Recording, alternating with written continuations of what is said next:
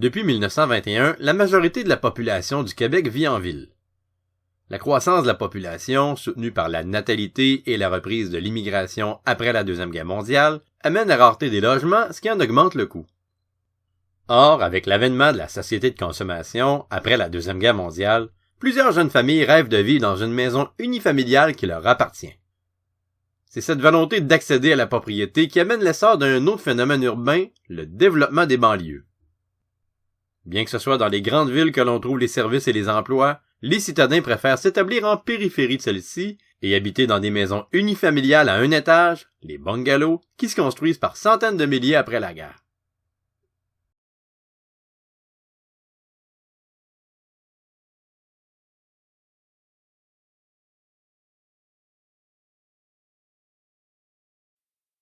Ce mouvement vers les banlieues entraîne un étalement urbain qui rend nécessaire l'aménagement de nouvelles infrastructures municipales, comme des aqueducs et des égouts, en plus des écoles, des hôpitaux, des infrastructures sportives et j'en passe.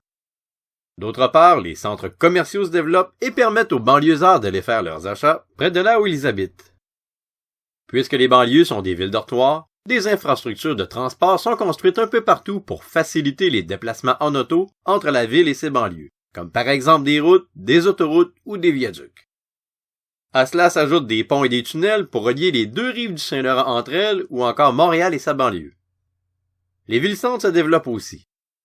Les édifices gagnent en hauteur et logent des espaces à bureaux pour les employés de l'État ou des sièges sociaux d'entreprises.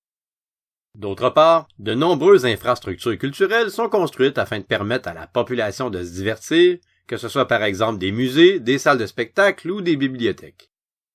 Pour lui permettre de se déplacer plus facilement à travers la ville, un métro est aménagé à Montréal et est inauguré en 1966, juste à temps pour l'Exposition universelle de 1967.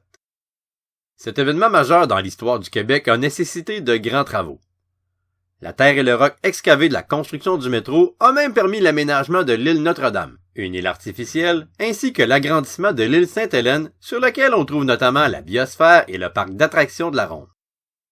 Un autre événement d'envergure, la tenue des Jeux olympiques de 1976 à Montréal, a aussi nécessité la construction d'infrastructures importantes, comme le stade olympique, qui sert ensuite de domicile pour les expos, une équipe de baseball majeure, ou encore le Vélodrome, qui a été converti depuis ce temps en biodôme.